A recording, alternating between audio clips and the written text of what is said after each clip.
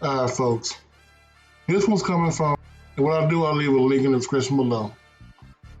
Despite a massive uptake in popularity and interest, the WNBA is expected to will continue its losing streak of money. According to Adam Silver, on average, we lost about $10 million every year they operated. Yeah. So the 28th year, the league's existence, which means the NBA has sunk over $250 million into the league the past 3 decades.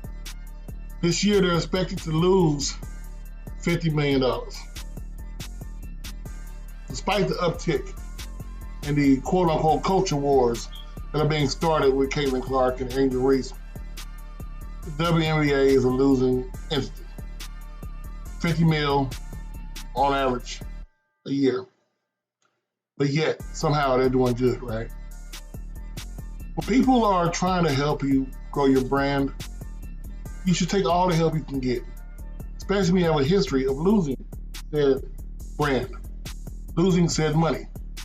Whether you look at the fact that it's bad ownership, maybe look at the fact that some of the owners who are NBA owners are looking to hide, aka wash money from the NBA.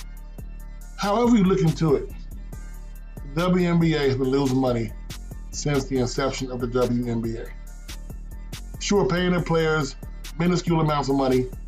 Sure, having their games on odd networks at odd times of the day is not helping.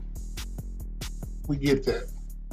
We see right now they're in a culture war, refusing to put the most popular player in the WNBA into the Olympics to the fear that they may come within 25 points of Angola. Hey, I know Angola got a good team this year. You know, running the boards, pretty good.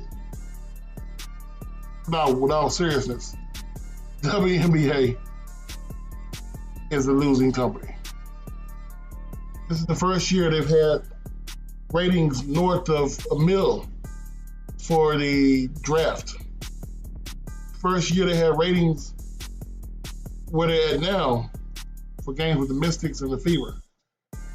Right now, the WNBA is on a perch. They're on a pedestal. We're talking about the WNBA when the NBA finals are going on. Let that sink in. The Dallas Mavericks are on the verge of losing in the NBA finals to the Boston Celtics. And we're discussing the WNBA. You understand what I'm saying when I tell you this? This is unprecedented, people. Unprecedented. This is something that never has happened before. Even when Houston Comets had Cheryl Swoops, Cynthia Cooper, Tina Thompson. Remember the Houston Comets? One of the first teams in the WNBA. Team that went on to be a dynasty. They had the Michael Jordan, Scottie Pippen, and the quote-unquote Shaq of the WNBA at the time. Yeah. They couldn't even get to this level of popularity these young ladies and these young ladies are bringing in. So what does that mean, people? How do we go from losing $50 million? How do we make this an actual venture instead of a, how does one call it, a pet project? Simple. You're gonna have to broaden the game up. I understand you ladies want to show how tough you are and how big, bad, and bold you are, but you're gonna have to broaden the game up, open the game up a little bit more. I'm not gonna be on Shaq's side and say you gotta lower the rim to 8 feet, but you're definitely gonna have to cut down on these damn bruising ass tackles. When players like Della Dawn have to take a step back because of back problems, for one, carrying that team she was carrying, but for two, because the amount of punishment and fights, basically, are happening in the post for people who are less talented who are still on the court. When that's happening, you're losing. If you clean your game up, I'm not saying that the NBA is perfect. Dear Lord, I'm not saying that. But if you clean your game up, open it up a little bit more, you won't be losing $50 million a year. That's all I'm saying.